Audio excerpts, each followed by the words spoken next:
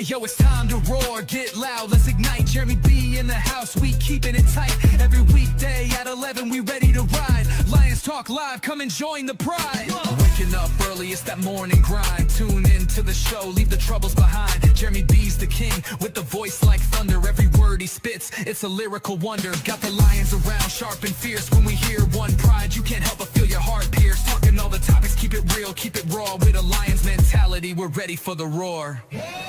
One pride, it feels right. Jeremy B bringing the heat, morning light. Every weekday at 11 we taking flight. Lions Talk Alive, yeah, we ready to bite. One pride, hear us loud. Jeremy's in the zone, making us proud. This is a Huddle Sports Network broadcast. You can find us on Roku TV, Amazon Fire TV, Facebook, and of course YouTube. Get all your NFL news here first. Good afternoon. It is Lions Talk with Smoke and Jeremy B. MBA. How are you, BA? I am good. It's Friday. Sun is out. Okay, so I got to do this, and it's not for a good reason.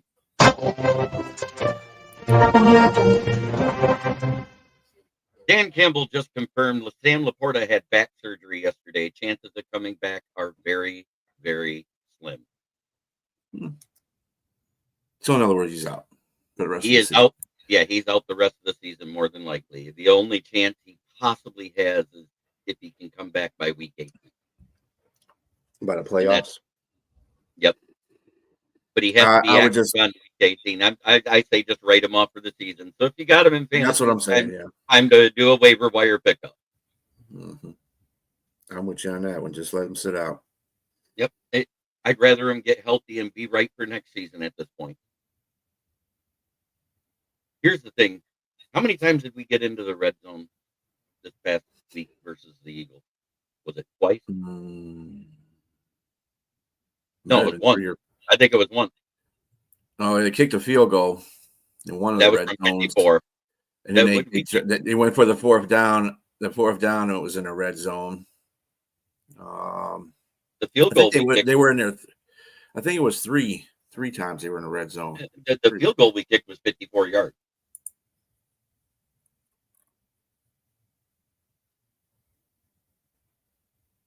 We didn't kick a field goal in the red zone. I think we only got there one time.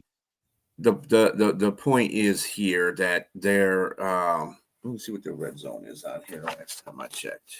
I think they're still in the top 10 no matter what. I will verify that. Let's see, offensive. Down here, red zone. Where you at? Come on. Red zone, they're actually fifth. They went up last week the week before from 6th to 5th. Again, the third downs are. Yeah, Steve Bauer just hopped in the chat. Ricky's here. Let me get that ready for you because I have breaking news and it's not good. Steve. Sam Laporta, more than likely, is out for the season. He had back surgery yesterday, and chances of coming back are very, very slim.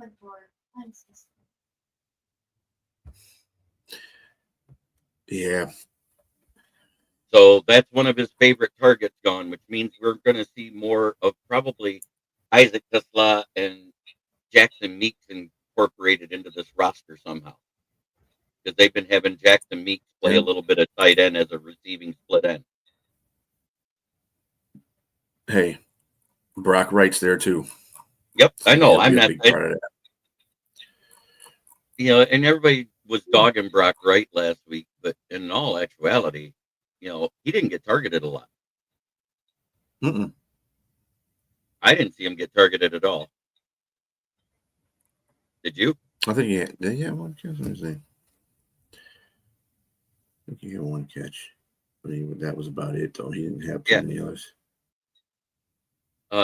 What we can say is we just faced probably the best. 2 catches for 8 yards. We probably faced the best defense we're going to face the rest of the season, other than maybe the Rams. I don't think they were a good defense. Philadelphia's not a good defense. They're not. The Lions shot themselves in the foot in that game. The bad play calling played right into what Philadelphia was doing. Philadelphia is not a good defense. They're even ranked bottom in most categories. So they're not a good defense. I don't care what nobody says. They're going to probably, and you're going to see it against Dallas. They're going to play Dallas this week. Dallas is going to start throwing bombs on them. I'm telling you, they're not a good defense. They're getting by in these games. I don't know how the hell they're doing it, but they are. I just don't believe And the play that I hated the most, we went for it 5 times and didn't get it. We were 4th and 2 with 3 minutes left on the clock. Mm-hmm. If you still got to make a defensive stop to get a chance to win the game, why not go for it there instead of punting the ball away? Hey, because if you get it, it means more to you than giving them the ball back to chip away at the clock and have to burn your timeout. You see what I'm getting at there, BA? Well, I think that Dan Campbell just screwed the whole system up in the first place. His 4th downs in the middle of the field were not good 4th downs to be at least call a good play, and he didn't do that.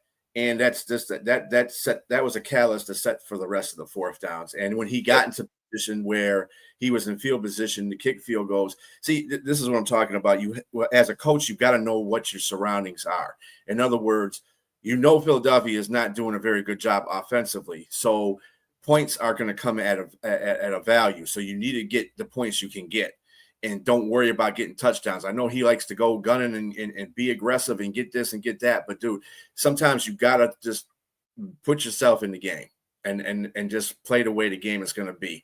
I would have rather them lost by 1 point. It's still a loss. I would have lost them because at least to me that they were trying to get this game won.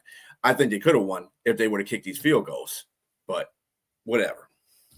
It is what it is. On to the next one. It is. Here's the thing that we got about this weekend. We're facing the worst run defense in the league, giving up 150 yards on the ground. They also, doesn't matter if it's a mobile quarterback or not. Guess what else they do? They give up the most yards on the ground to quarterback. We've seen statues get 20 yards on them. I don't think Goff's going to be running nowhere. No, but what I'm saying is the over-under is 3.5 yards. I bet the over. It's almost a safe bet. Because Goff has, in the past, if there's a hole and there's nobody open, he will run for that 4 to 8 yard first down. Yeah, not recently, though, because of the interior offensive line. Usually that's what happens. The interior offensive line is doing a really good job blocking. He can run up there. He ain't been doing that lately. He hasn't been doing that this year at all. Last year he did that because he had Frank Ragnow and Zeitler and Glasgow on the other side, so he could do that kind of stuff. But this year, he better not do that. Jackson Dart did not clear concussion protocol as previously misreported last night. Who? Jackson Dart. He is not playing. Yeah, I know. Yeah. No, but last night they reported he was cleared. He's not cleared. He's staying in concussion protocol. Well, the last thing I heard from Giants protocol, Giants media, they said that they were going to wait till today to see if he can, what his symptoms are like on Friday, and then make that judgment, which they just did. So he's not playing. So that's I heard that. I didn't hear about them being cleared. So 30 for 30 is playing. Awesome. It's gonna be fun. Might see. We know who's not playing because they've already been announced out. And I'm going to put up the injury report right now because it's the only 2 people actually put out so far. Mm-hmm. Terrion Arnold and Kirby Joseph are not playing. They are waiting till today to make the decision for Miles Frazier and DJ Reed to be called back up, as well as Marcus Davenport. The problem that I have with this is if you call all them up, you have to send some people down. Correct? Well, they're going to send down their backups. I would say that they're going to send down for Marcus Davenport to come up. Who would they have to send down? Either Wheatley or Lacey, probably. They're backups. Come in rotation. And then DJ Reed will probably have to send Whiteside down or something like that. Look at that. We got a new nickname for Fred Peterson. Rather be fishing Fred. It's RBF Fred. Right said Fred. Yeah. For the fish. Right. I'm too sexy for the fish. Too sexy for the fish. There we go. Couldn't see the head bob because I had the this up. But the injury so report. far, Yeah. Taylor Decker, Graham Glasgow, Tate Radledge are all said to be playing, as well as Panay Sewell. Isaac Tesla played last week with that oblique. I think he still will play this week because he's been in limited practice all week. We'll see what they put him as today. There's a chance Sione Vaki comes out. Another guy that may be out on the odd man out because he's done nothing this year, Craig Reynolds. I mean, he hasn't really had to do anything. Right, but no, to make room for defensive players coming back is what I'm saying. Because there isn't a lot of people on that defense that we need to lose right now. I think either Lacey or Wheatley are the obvious ones because they rarely play. We already got rid of Pat O'Connor due to an IR thing earlier this season, which opened up one spot automatically. And that was filled by Rodrigo. I would probably still say I don't think they'll play Vaki, but they do have Khalil Dorsey had full practice yesterday. That's a good thing. I'm not necessarily for the secondary, but he's good for that special teams unit. Right. He's our gunner in special teams is what he is. He's a great gunner. He's not a great corner. Mm-hmm. And if Reed comes up, that means we can move Rock Yassin to the nickel and put Branch back at safety. And that stuff over the middle deep gets taken away again. I mean, even with one of those corners back, DJ Reed being in there is going to relieve a lot of pressure off of the secondary. I mean, TA can probably play the other side. You can move, Yasin up into the slot, and then have Maddox play the other side of the safety with Brian Branch. Yeah, it'll be either Maddox. It should be Maddox or Mallet. It depends on who's doing better in practice. I know Mallet has had some good games and bad games, so. Maddox probably. I mean, I would go with the veteran in that situation. Mallet. Sometimes he plays good. You're right. Other times it's like, oh God. But and then Davenport coming back would be nice too. As much as we make jokes about Davenport Poop, as we call him, him coming back would be great to be on that edge and help Aiden a little bit out. Probably make that line more solidified than it is now. So I'm going to see if I can get our resident Giants fan who tends to frequent the show to show up real quick. Oh, man. We ain't seen him for a minute. The Garden Gnome. Mm-hmm. If not, I'm just going to put his picture up and say, yeah, we're leaving. We're losing.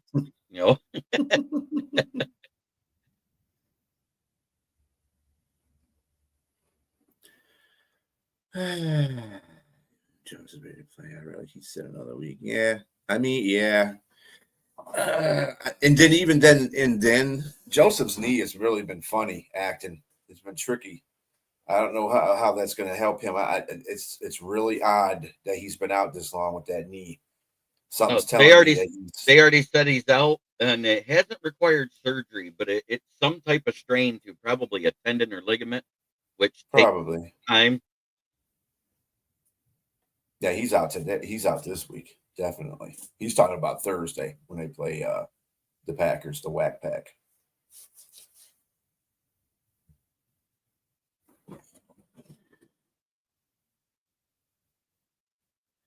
Yeah, Vaki, he has his moments, but I don't think he's played to take over Craig Reynolds' spot. He hasn't played well enough to take over Craig Reynolds' spot. I think that's the ultimate thing they want to do with him, but he hasn't done anything to me or to them, I believe, that has put him above Craig Reynolds right now. Where Vaki has excelled is where Craig Reynolds hasn't, and that's on special teams. He's also been a good gunner in the punt return coverage. So that's what they drafted him for. He was a Dave Pitt pick. He was picked for the special teams ability. It was nice that he has the running back ability, which actually, if you look, he graded out better at running back than he did safety. So it was depth that was needed at the time because all we had was Craig Reynolds. Mm-hmm.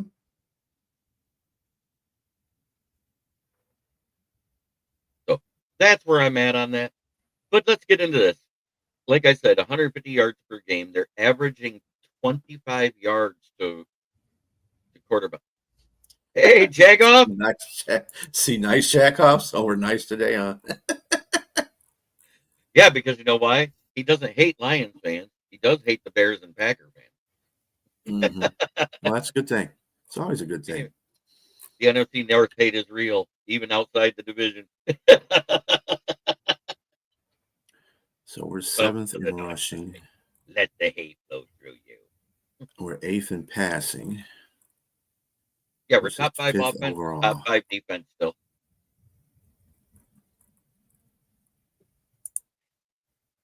I beat him to it. I was alive when the announcement came in because it just came in before BA hopped in, and I was getting ready to tell him, but it was time to go live. Okay, let's see here. This is why I choose 8 rushing defense. The only Lions fan I find annoying is Delusional Nate. Yeah. Fred, as soon as you hopped in, I put it on. As soon as you hopped in the chat, I put this up for you and read it off again. Mm-hmm.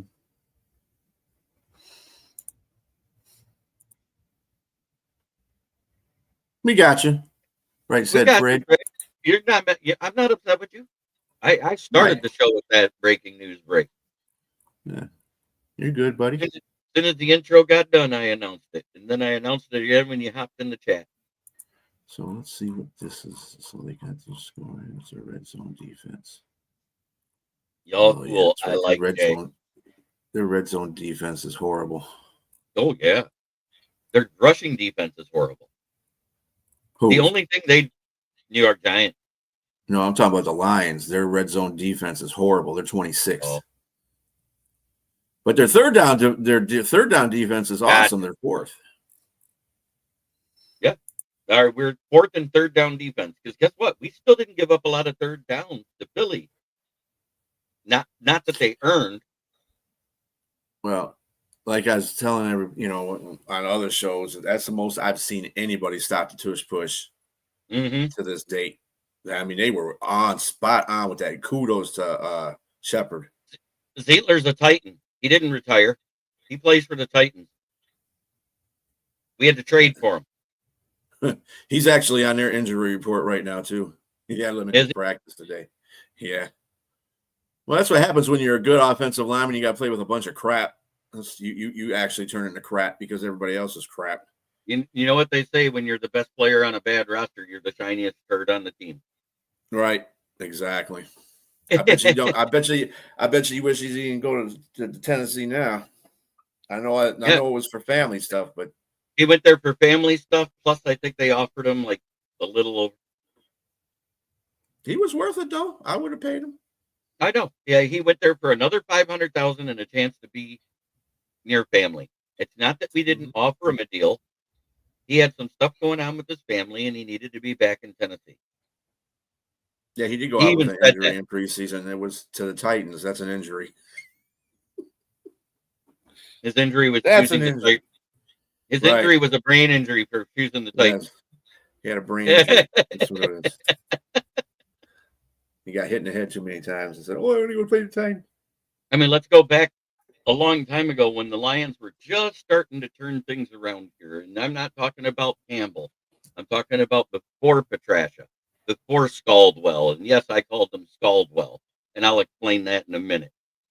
But when we had Jim Shorts, Jim Shorts traveled to Tennessee at midnight, the night that the free agency period started, and was sitting in one of the best defensive linemen in the league driveway because he wasn't re-signed by the Titans.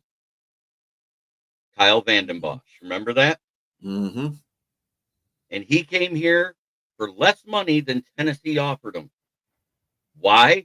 Because he was going to play with his favorite defensive coach again. That is the one thing I will give him the most credit in the world for is that when he wanted somebody, he went and got him as a coach. Usually you hear that stuff about GMs. You don't hear that about head coaches saying, hey, I'm going to go recruit you to my team in free agency. You don't hear that a lot. So I give him a lot of credit for that. He had that one bad season after the good season where they went 8-8, and it was his contract year, and we decided not to re-up him and switch to Jim Caldwell.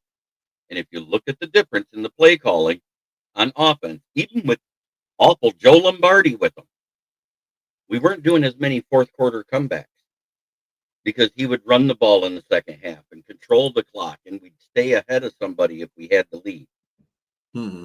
Teams had to come back against us back then. And we had a lot of injuries. I think that was the first year Louis Delmas got injured. We also lost Stephen Tulloch towards the end of the season.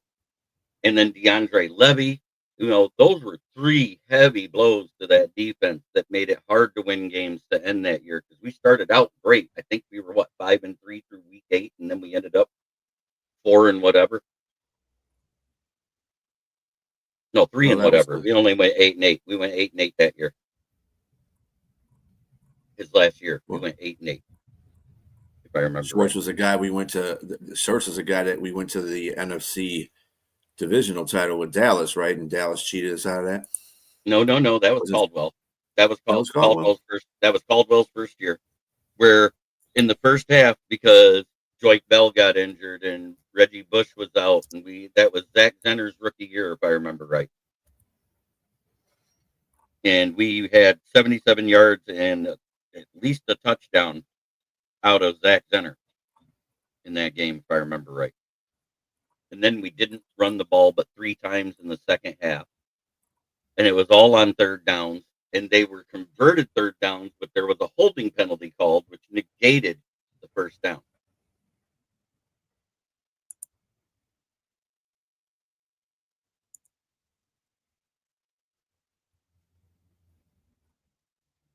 Yeah, that was Caldwell coaching that. But yeah, we got screwed by the refs in that one. Because the penalty back then wasn't DPI for what he did. It was called face guarding. They changed it so people wouldn't know the difference.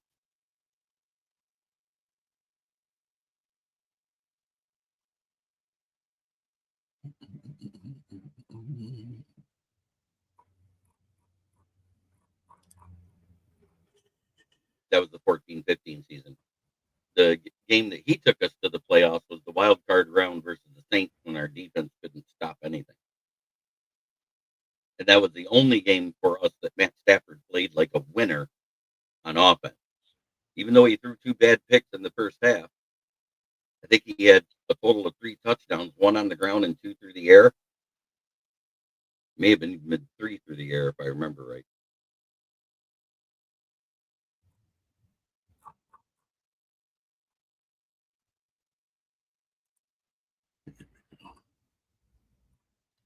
Okay, I sent him the email. He ain't showed up. I'm doing this. Where you at, Homer? Come in here and try to tell us how good you're going to be with famous Jameis. 30 for 30.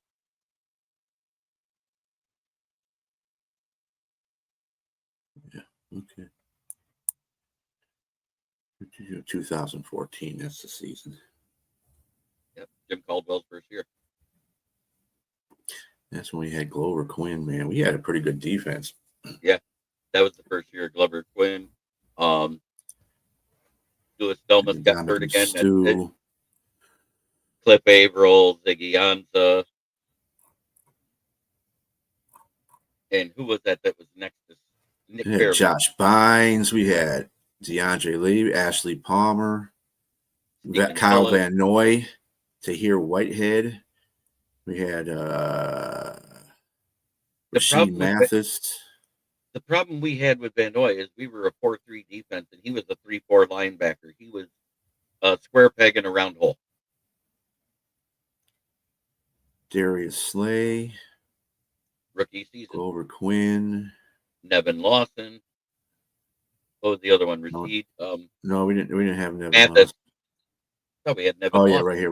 No, they were at reserve list. He was on a reserve list. Yep.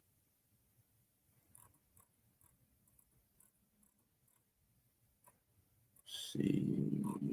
Yeah. Draft. Oh, that's that's the year we drafted Eric Ebron instead of freaking Aaron Donald. There was a couple other guys we could have took other than Aaron Donald. But then Nevin Lawson was drafted that year too. Yep. Carry-on Reed. Some of these guys. Travis Swanson, I remember him as a center. Yep, he came in when Raiola got hurt and ended up retiring. And he was actually decent until he got hurt. And that was when we had to move Glasgow to center his rookie year.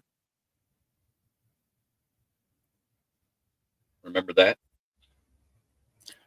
Yeah, trade Jefferson to Jackson machines for wide receiver Mike Thomas. No, that's right, we did get Mike Thomas. Ugh. I hear you, Steve. None of us did. But back to this game at hand. Mm-hmm.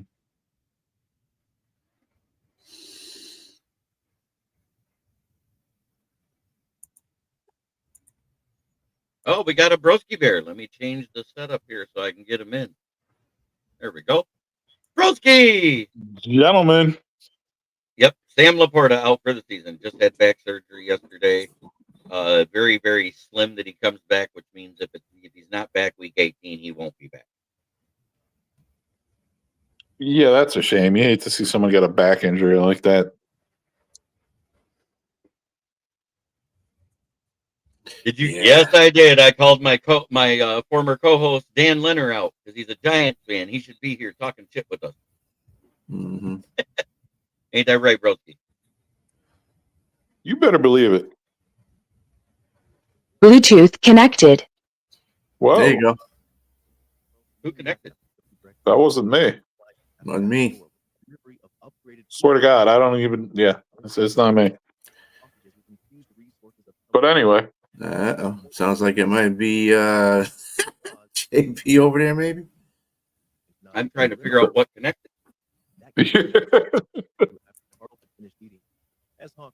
I can hear stuff on the other side. Sausages had been created with humans in mind, so Carl would eat them himself if necessary. That's an interesting conversation. Yeah, I don't know what's going on, man. That's right. It's kind of crazy. Yeah, I can hear everything going on over there. What's going on? Everything is muted at my place. Like I have no volume on anything. There's nothing on here either. I turned all my stuff off. Wait, I just turned all my Bluetooth off, and I'm still getting background noise. Maybe somebody tapped in. But Hawk was instantly in love with the flavor of cheese. Carl made careful note of the response to each food product. I just know my Bluetooth is off, and I'm still getting sound, so it's coming from somebody else. Only one caused an unusual reaction. The spicy sausages that. What is this, like a science show? Like, what's going on? It sounds like it sounds like one of those audio books. Yeah, I heard spicy sausage and love and all sorts of shit in the background. Oh, so let's God. just keep talking. All right, yeah, let's talk over this Let's just nonsense. keep Wow. talking. That's awful.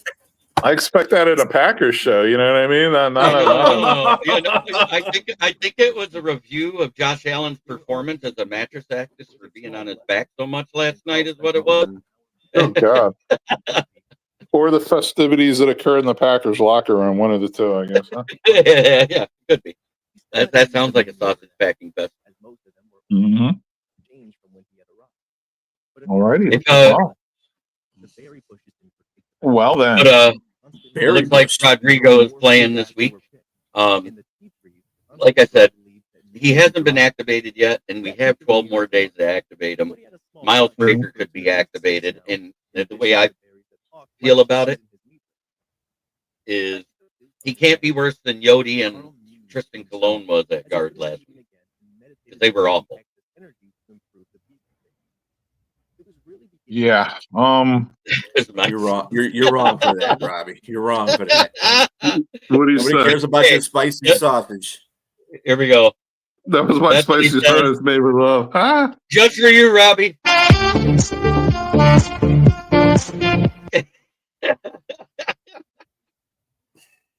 A comment like that. Nice. There you go.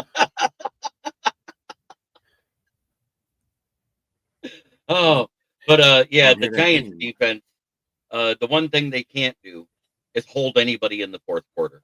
Go look at their fourth quarter defense. It's god awful. And why? They can't hold the ball on offense for an incomplete game. And with us having a top 5 defense, I'm a Slick pimp back. named Okay, Slick but- Back. I don't know if I'd want my pimp name to be Slick Back, because that could go with many connotations you don't want. Slick bag. Slick Back.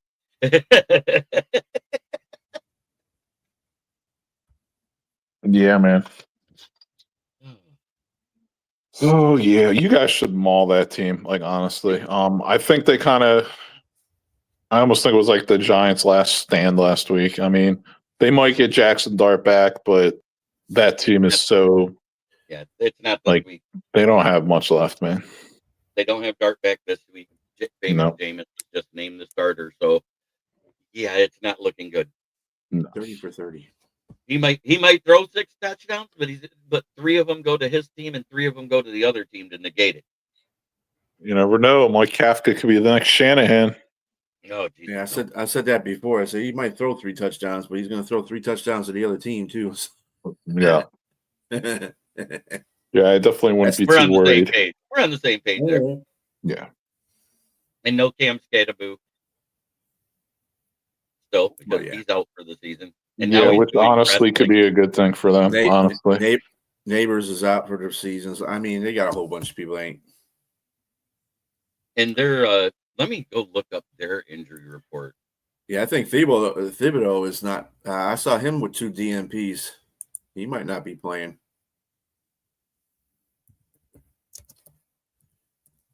yeah, you guys might beat that team by 30 points. I'm not going to say all that. Right. You might. You might. Put it this way: if the Lions weren't your team and you were looking at it from like another fan perspective, you might. Yeah, they don't have anything up for today, but he has 2 in DMPs. He didn't play on the shoulder injury Wednesday and Thursday.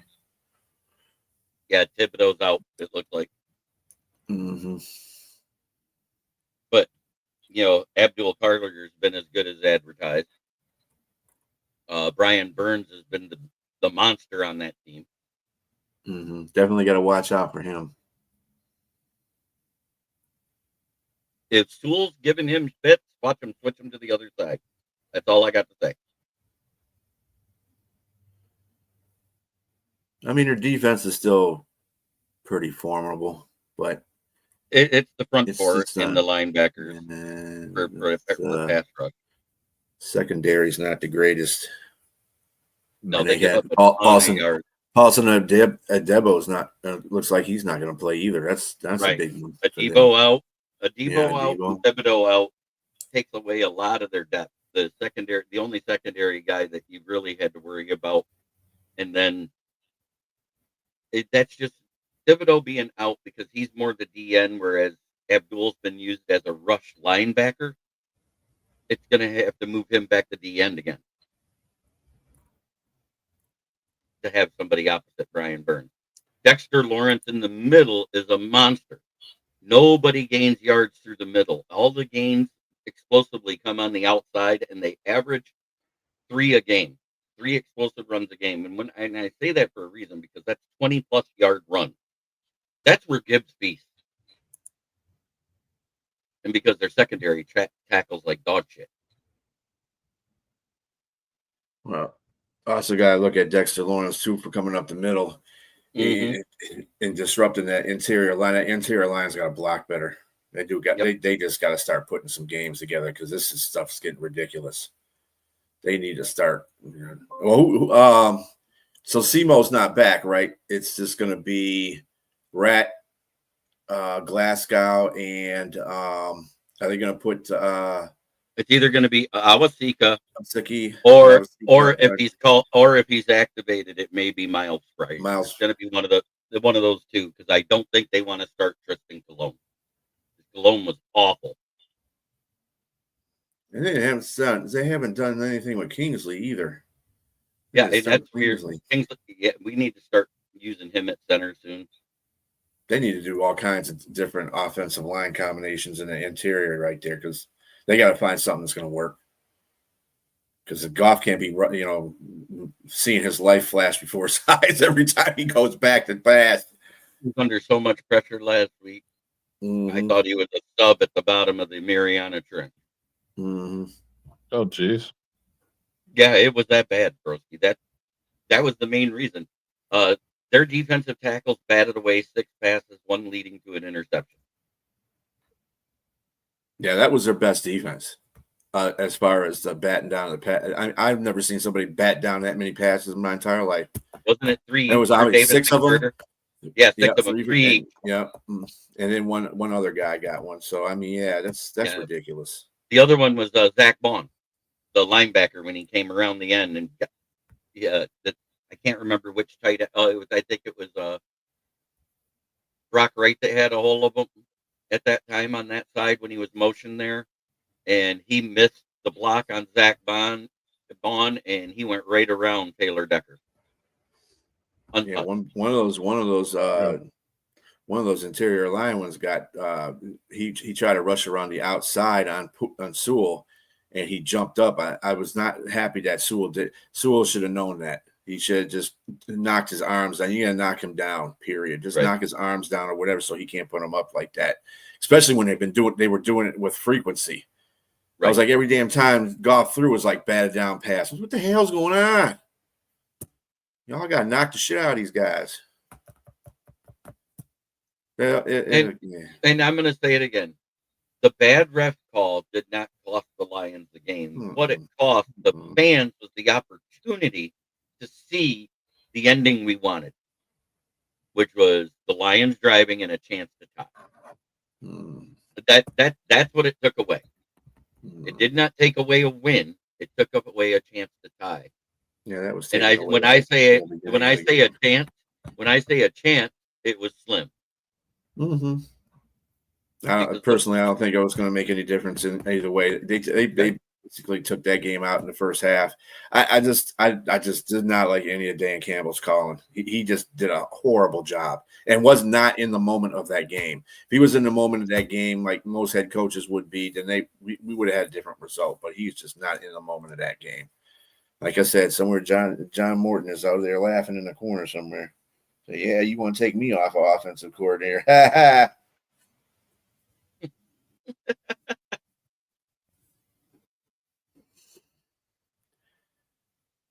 If he filed his paperwork, he can't come out of retirement year 1.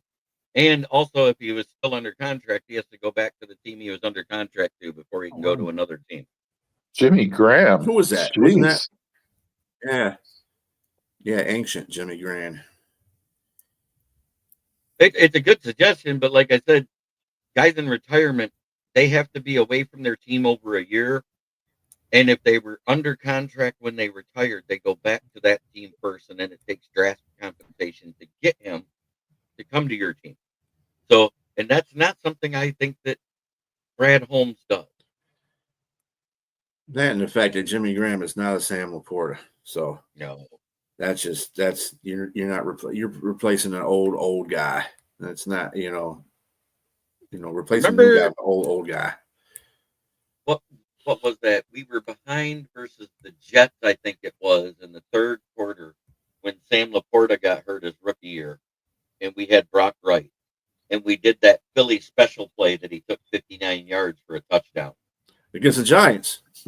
As a matter of fact. Oh, that was the Giants. Okay, that was the Giants.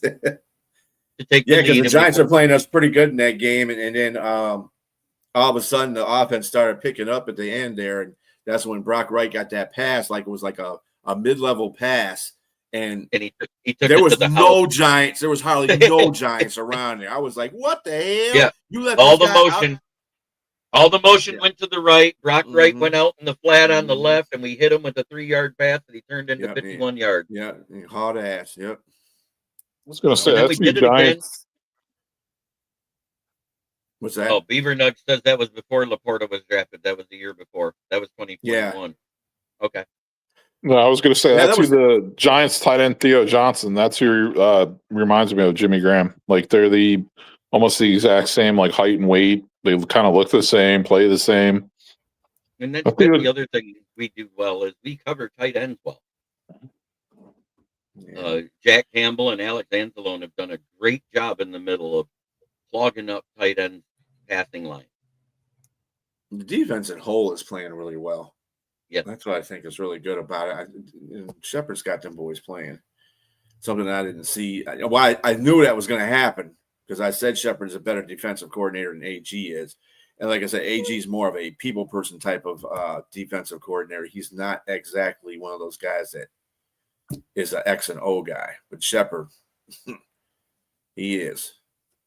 Yeah, it's like what exactly is AG's like scheme or system? You know what I mean? It's like nobody really knows. It's like he's a rah guy. Yeah. it's one thing I pointed out early in the season because we've seen it often, and it's something Shepard does that AG hardly ever did. I think he did it twice in the 3 years he was here as defensive coordinator. Runs a QB spy. We have seen Shep do it often. And and AG did not like using one. He was asked that Right, that's question. what I'm saying. I don't like using one. And he was really reluctant to use one when he had to use one. I was like, dude, most of your quarterbacks in the league are mobile quarterbacks. I don't know why the hell you wouldn't start using We did it. We did it once per year, all 3 seasons that AG was here. And 2 of them equaled sacks. One of them equaled a sack that surprised the player so much he shit himself in James Houston. That dude. He's playing. Who's playing actually good for not Dallas, playing. though. Yeah. Well, and now they got Quinnen Williams. Mm-hmm. We've seen that make a difference last week. Yeah. 7 carries for 9 yards for Gente. I knew that was going to happen. I said they're going to shut the Vegas down. They got the best defensive lineman passer, run stopper in the league. So, yeah, we've seen a lot of stuff happen, but you know what? We've seen a lot of stuff that haven't happened. What haven't we seen? We've seen what? 2 mediocre trades at the trade deadline that Brad has pulled off in his tenure here, correct? Mm-hmm. One in year 2, and then last year was Z. And Z was good for us last year. Don't get it twisted. He helped. We didn't have anybody because Hutchinson was out. The interior defensive line was playing good at the time, but the DNs weren't doing anything. Mm-hmm. We got him and then brought in Al-Qadim Muhammad, and lo and behold, we started getting sacks, and we didn't lose the game to the Bills. Mm-hmm. And then we didn't, we had a chance to win that one too. Yeah, Bills a mess. The Bills are a mess this year, yeah. Their interior defensive line has been injured off and on throughout the season. Matt Milano can't stay active on the roster. He's a very good linebacker when he's on the field, but availability is the best ability. And their secondary has been trash. Uh-huh. And look at this way too. Think about this. This is why your offensive line matters. This year shows you every team, and as much as shit they give Goff about, he's just. I said there's running quarterbacks that are. Lamar Jackson got sacked 8 times by us. Last night, Josh Allen got sacked 8 times. It doesn't make a difference if you're a running quarterback. If your offensive line can't block, you can't do shit. So what's the point? Stop doing that. I hate when people do that. Mm-hmm. Oh, he's a tree back there. Okay, well, Josh Allen ain't, and he's getting sacked. So what's look who is in winning games for the Texans. Davis Mills. He's a tree back there. He's not that athletic. Well, he's got a little bit of run ability. He's kind of like Stafford was when he was like mid when he was in his mid when he was Mid-20s. like in his 20s. Yeah, mid-20s. Remember that one time he trucked that Tennessee guy in that game? That was hilarious. He trucked the fuck out of that guy. I was like, damn, Stafford. Yeah, and that was with the shoulder that he just had his second surgery, and he left arm truck stick the guy at the sideline. Yep. And it was the was it Cortland Finnegan? Yes. I think it was Cortland Yes, Finnegan. Yeah, it was. It was. it was one of their toughest DBs, and I was like, damn, he just trucked the shit. The whole it was at Ford Field too. Not only The was whole crowd was like, damn. Yeah, I know. Yeah, we've had so many things go right and so many things go wrong with so many players in Detroit. I don't know why people get surprised if we have a bad game every now and then. Mm-hmm. Yeah, because these are Good new Lions players make fans. bad games. There's new Lion fans, and they're not used to the losing that the Lions used to go through. So Yeah. they're spoiled. You would swear that half of the fan base thinks we're 3-7 instead of 6-4. Yeah. Nobody said that we were going to be 12-5 this year. I mean, nobody said we were going to be 15-2 this year. We already Right. knew we weren't going to be that. We have a tougher division. We have a tougher schedule. That's going to happen. I'm good where we're at. Really. I think we could have probably won one more game, but other than that, this is about where we're supposed to be at, 6-4. We beat a team we weren't supposed to. Everybody had us marked for a loss in Baltimore. Everybody. Mm-hmm. Mm-hmm. Even I did.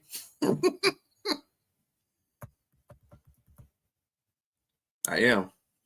And I actually was one of the few that said, I think we can win this game. And you remember you were like, yeah, right. Yeah, well, history don't always repeat itself. That's one thing that Ken said today that was right. Yep. Yeah, I think I'll leave you line up at the edge at Philly. Hey, you gotta try anything. Yep. I hope Miles Frazier is activated with him being a full participant, because now that he's in his 21-day activation window, that's a big difference than being limited. I mean, full participant means you're doing full contact. You're doing everything. If it's a game that he needs to come back, it should be this game, because It can get the him ready. defensive line is just good enough to give us problems, and to see what kind of meld he has.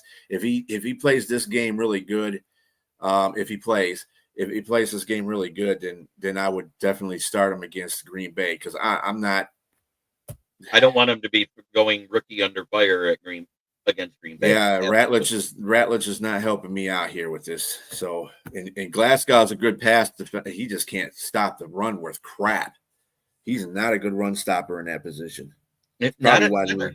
He's great at guard at run block. Yeah. Not That's at what I'm saying. center. Yeah, not at center. That's why Denver got rid of him. At this point, if Glasgow has another bottom 10 performance, I wouldn't be surprised if we go with Kingsley Egekun going forward. I mean, really what they should do is just maybe go with what they were going to do at the beginning of the season. Ratledge. We're getting another hype, put Ratledge at center, and then move Glasgow over to guard over there, and then have because that's basically what's going to be. That's going to be our new offensive line someday. So you might as well start seeing what you can do. Yeah, I don't know, man. I think they're going to draft a center. I really do. I think they'll leave Ratledge at guard. I think that's just the natural spot. I don't think so, because I think Taylor Decker's done after this year, and I think offensive tackle and defensive end are the bigger needs than center right now. If Ratledge gets the chance to play and look, Yeah, I don't think you really have a bit bigger need than center. Honestly, I think center is your biggest need. well, when we first started camp, the first 2 weeks, Ratledge was at center. And the first week we heard he was bad. Then all of a sudden we heard he was good. And then by the end of the week, yeah, he's getting the understanding of how to call out the protections and all that. Mm-hmm. The following Monday, Glasgow's our starter. I was like, what? Yeah, I just think that was out of desperation. I think just my 2 cents, but I think you guys will draft a center. I think there's actually some good centers in this draft. I think this is a pretty solid center draft from what I can tell so far as well. I think they put Glasgow in centers because he was a veteran. Yep, They didn't want to put all the pressure on Ratledge. Yeah, being a rookie and learning a new position like that would be a little bit too much. Bucky Urban's out against the Rams, so Yes, he is. no Bucky Urban. Man, that team's been getting busted up with injuries this year. Yes, sir. It's killing my well, it's not killing my fantasy team because I'm making it, but every time I try to put him on to start, out. He's out. Right. Damn. It's why he got hurt a couple times last year that cost a couple of games for my fantasy team. Remember, because didn't you end up winning that one against me in the championship beat? No, on Dan Leonard's. No, I lost that last week. I lost the championship. But it wasn't to me because I didn't win no championship that year. Okay. Well, JB, no matter what, you're a winner in my eyes, bud. There you go. I've won a couple of them, but I don't win every year. How's that? I think we split that season too, to tell you the truth. Yeah, you won the first one. I won the second one, if I remember right. And that's what gave me first. I got the regular season champion as in first place overall, but I lost in the championship match. Fuck, this sucks. If I remember right. So guys, let me throw this out there. And JB, I know I mentioned this yesterday, but seriously, like, what do you guys really think about the Vikings Packers matchup? Because I'm just getting this feeling that Vikings are going to pull this one out. If Grenard is playing, they win. That I'm going to say that right now. If Grenard is playing with the offensive line injuries and woes that the Packers have, the Vikings will win. And it won't be on the back of J.J. McCarthy. It'll be on the fact that they're able to run and move the ball and establish a play action, which he was good at. I agree. But I think they can win without Grenard. Well, if Grenard doesn't play, that defense plays different. We saw that last week when they lost. Grenard went out, and that defense fell apart. They were pretty good. I don't know if they fell apart. They were pretty tough last week. But yeah, man, I don't know. Vikings back up against the wall big time. I think they just come out and take it. I think they're desperate to try and get out of the basement myself. Absolutely. And I'm not trying to say that to be mean to Vikings fans. Don't get that twisted. I'm being realistic about everything. But yeah, hey, we're to that point where I got to do the division breakdown, damn it. But BA, before I go, what's your score prediction for Sunday? Giants versus Lions. Gifted 26. I think the Packers should win their run the game. Well, Josh Jacobs is more than likely out. Gifted. No, he's playing. I just talked to Ken, the Packer fan, on another show. He said he's just not going to be getting as many carries. He's going to be sharing a load. Yeah, with what's his face. Oh, there's the ultimate one. 9-9 tie. Packers versus Vikings. Yeah. We don't need any more ties. NFL that'd be great though. Crap. If they do it, famous Jameis, fit 30 and 30, just ruled out. Yeah, 30 and 30. Damn, they don't want to give him no damn props in this one. What the hell? Who knows props? I just 30 and 30 and 5,000. Remember, he threw for 5,000 yards that year too. Yes, he did. Yeah. He was the leader in passing yards and the leader in interceptions by a mile. Yeah. And he wasn't that far off in touchdowns. Touchdowns, yeah. He was up there, yeah. I think the leader had, 43 that year, if I remember right? What year was that? That was his rookie year. So it was before Tom Brady. Or his last of his rookie contract before Tom Brady. Yeah, because he was pretty poor. Dan Davis. Lions by 20 as long as the O-line gets right and plays better. Yeah, I was going to say like 27-10 or something like that. What do you think, Broski? Nice. I'm sorry, which game? The Lions game or the Vikings game? Yeah, the Lions game. Lions 34, Giants 13. Woo! I like that fire. I predicted 31-17 in my article, and I'm sticking with it. But this has been Lions Talk with Smoke and Jeremy B. This is BA of OAC3T. And we got Broski Bear of the Huddle Network with us. It is time for me to break down the division standings. I hate having to do it this way, but I do. The Vikings are skull fucked. Pretty much. The Lions are 6-4. Yeah. The Packers at 6-3-1. FT. Fuck the Packers. Mm-hmm. And in first place, I know you love them, Broski, but fuck the Bears. JB, I have a special request.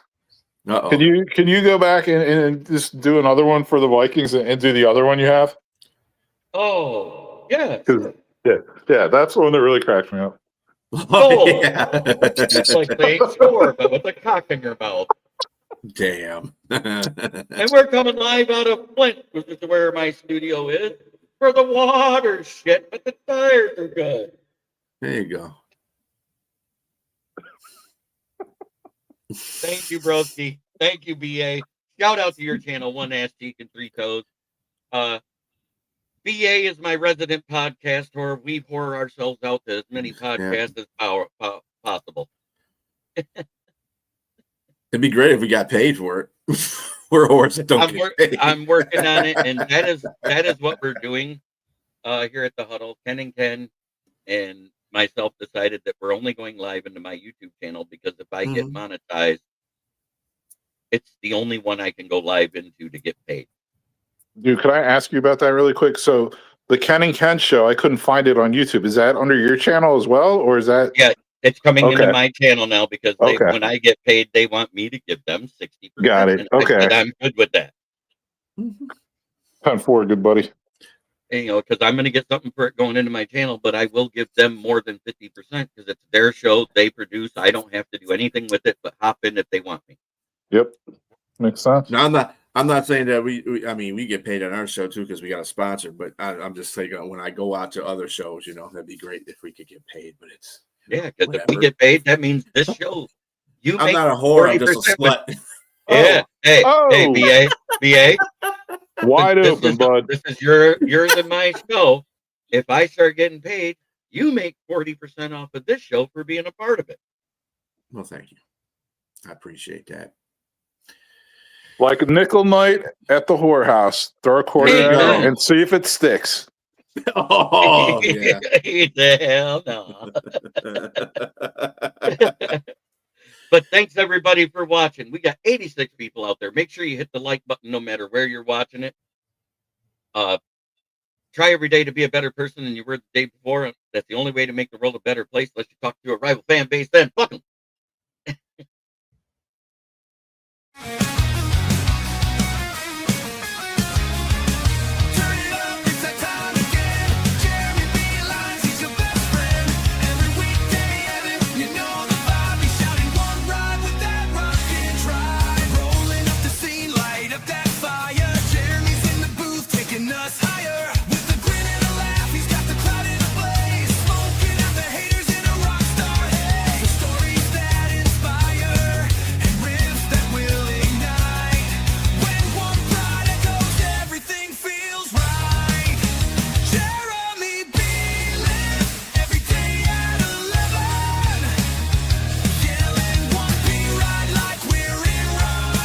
This is a Huddle Sports Network broadcast. You can find us on Roku TV, Amazon Fire TV, Facebook, and of course YouTube.